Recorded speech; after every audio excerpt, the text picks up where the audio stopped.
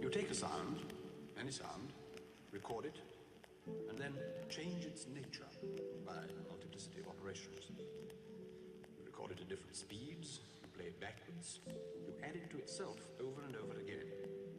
You adjust filters, echoes, acoustic qualities, you combine segments of magnetic tape. By these means and many others, you can create sounds which no one has ever heard before.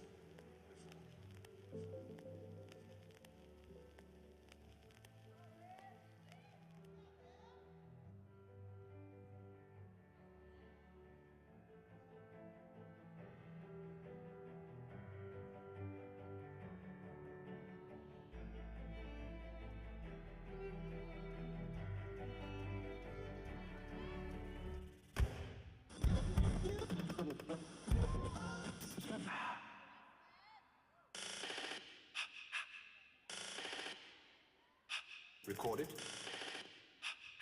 and then change its nature.